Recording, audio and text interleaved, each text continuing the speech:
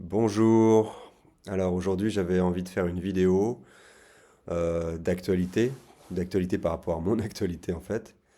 C'est-à-dire que j'ai eu une nuit un petit peu agitée avec un réveil nocturne vers 3 heures du matin. Et il se trouve que c'est un sujet qui est abordé assez souvent par un certain nombre de personnes qui viennent me voir, de savoir comment faire pour que ça n'arrive pas. Et donc ma manière d'envisager le problème, c'est évidemment pas celui-là. Il s'agit absolument pas de lutter contre un phénomène naturel, mais plutôt, entre guillemets, de l'embrasser, d'essayer de l'apprivoiser. C'est-à-dire que quand on se réveille la nuit, souvent, c'est comme un appel, c'est comme s'il y avait quelque chose à l'intérieur de nous-mêmes qui appelait à l'éveil. Donc, considérer le réveil comme un éveil, comme un micro-éveil spirituel, un micro-éveil de conscience, est très différent que de vouloir absolument le considérer comme quelque chose de pathologique ou de problématique. Et souvent, c'est considéré comme problématique parce que c'est en référence avec une représentation interne, mentale, qui est liée à des programmes ou des programmations qu'on a faites de sa journée, de ce qu'on est supposé devoir faire, de comment on a envie de conduire son existence, sa journée diurne. Mais l'inconscient et l'univers derrière lui, le champ de l'inconscience, lui, n'en a rien à foutre en fait de nos programmes. Il n'en a rien à foutre de ce qu'on a prévu et des ambitions qu'on a envie de réaliser dans la journée. Au contraire, il nous soulève des informations plus profondes sur un dessin inconscient, quelque chose de beaucoup plus large que nous, qui peut se révéler à l'occasion de ces moments d'éveil. Et c'est des moments nocturnes particuliers parce que souvent on est plus isolé, c'est-à-dire que là, c'est la nuit la plupart du temps. La vie de la ville ou de l'environnement est très calme, donc on n'est pas affecté par un brouhaha, et pas seulement un brouhaha sonore, hein, mais un brouhaha psychique, un brouhaha d'énergie mentale. Et donc du coup, son propre brouhaha s'est tu aussi, puisqu'on était en train de dormir. Et souvent d'ailleurs, c'est une opportunité de rencontre avec le mental agité. C'est-à-dire que dès que je commence à m'éveiller, je suis dans une frange de conscience qui pourrait juste se maintenir et laisser émerger une rencontre entre le mental et l'information subtile. Mais la plupart du temps, c'est pas ce que je fais. C'est-à-dire que je suis sur cette frange, elle est souvent inconfortable. C'est ça la difficulté, en fait, c'est aussi d'aborder et d'apprivoiser l'inconfort. Elle est donc souvent inconfortable, et donc j'ai envie de la fuir. Mon mental me dit qu'en plus elle est anormale, parce qu'elle est inconfortable, ou parce que j'ai un programme à suivre le lendemain matin. Et donc je mets beaucoup d'énergie pour essayer de me rendormir. Ce qui souvent ne fonctionne pas, parce que plus je force, plus je m'oppose comme qui dirait, la vague, comme en surf, et plus je me noie dedans. Et moins j'ai la possibilité de me rendormir.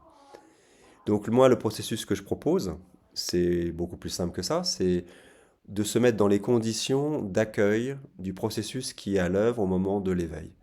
Simple.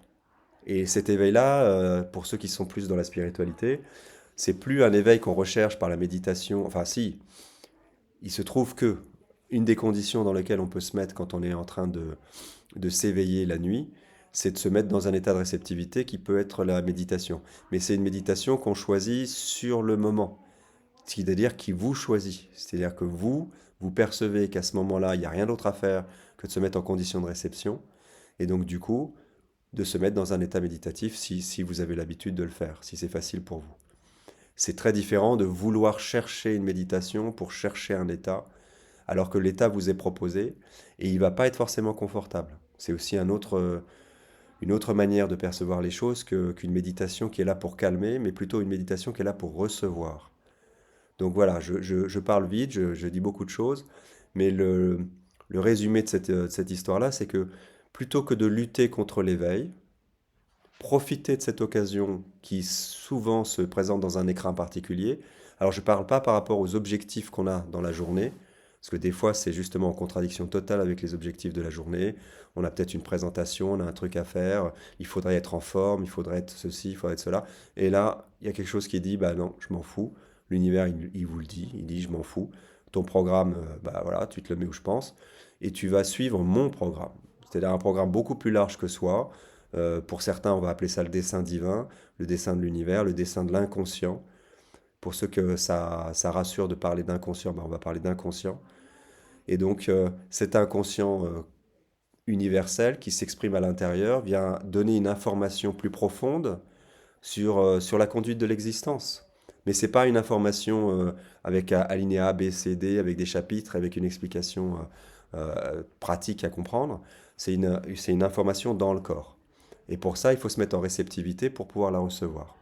Donc, je reprends.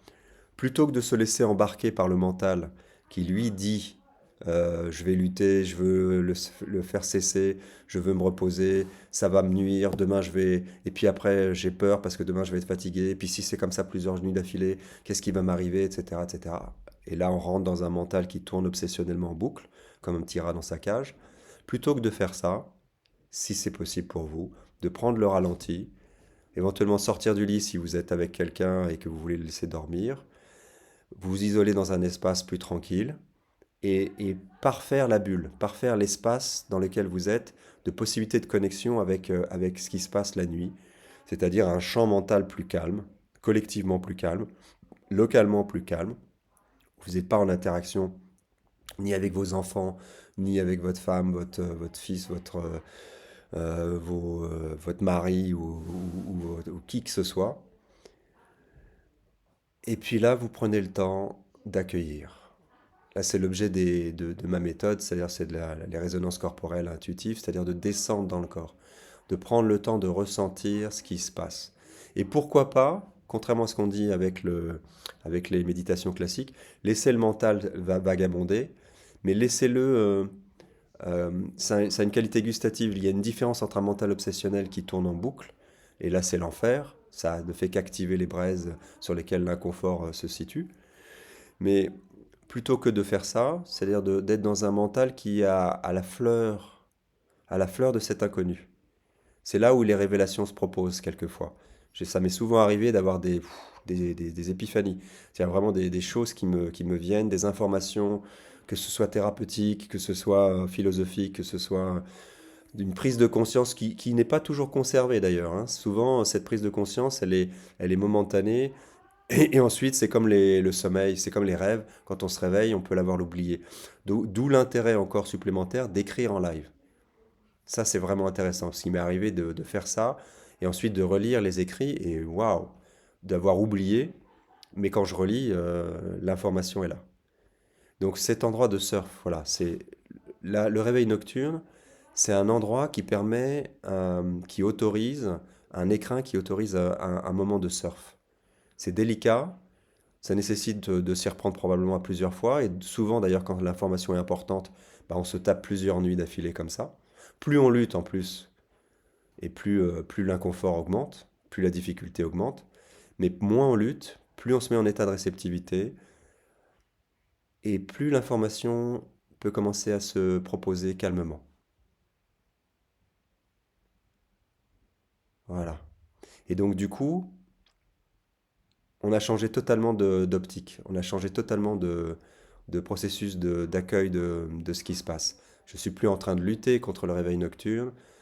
Je ne le cherche pas, bien sûr, comme je ne cherche pas la souffrance. Quand la souffrance vient, bah, il faut l'accueillir, mais quand elle n'est pas là, c'est pas la peine de la chercher. Et donc bah, là, c'est pareil, c'est quand ça vient. Et quand ça vient, c'est souvent, dans mon expérience en tout cas, un moment de transformation existentielle. C'est-à-dire c'est un moment où il se passe des choses importantes. Et ça peut être des choses importantes qu'on peut percevoir dans la réalité quotidienne, des mouvements, des déplacements, des déménagements, des changements de boulot, ou comment dire, des pressentis justement qu'il y a quelque chose qui doit changer. Et ça nécessite de se laisser transformer par l'inconfort. Alors je ressouligne cette notion d'inconfort. Des fois ça peut très bien se passer.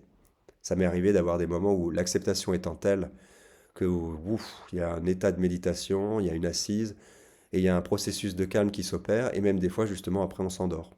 Tout simplement. Ça, on se réendort très facilement. Parce qu'on ne lutte pas. Et puis à d'autres moments, bah, ça se gagne un peu plus, ça prend plus de temps. Et puis ça nécessite de rester dans cette zone d'inconfort. L'inconfort, c'est souvent l'inconfort mental. C'est l'inconfort physique, mais le physique, lui, c'est l'énergie de l'information qui vient rencontrer un mental qui, lui, n'est pas prêt à la saisir. C'est-à-dire que notre mental, il nous enferme dans une certaine habitude, dans une certaine manière de penser, un certain programme.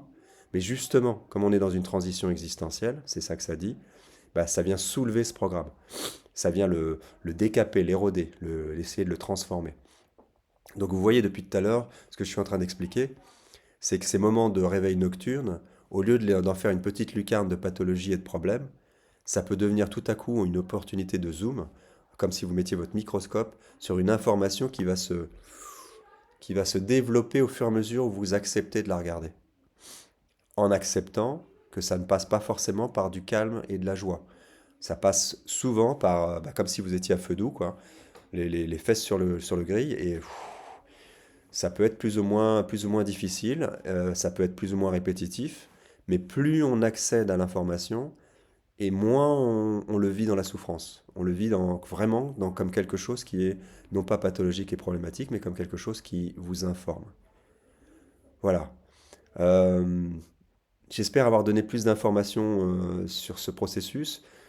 C'est peut-être un peu brouillon parce que c'est en live, hein, ça vient de m'arriver cette nuit, donc je me réveille un petit peu dans le chaos, dans le coltard, mais avec des informations précises qui me disent que voilà, il y a quelque chose à transmettre sur cet espace-là. Et bah, j'ai suivi cette intuition, j'ai ouvert la caméra et j'ai lâché le flow.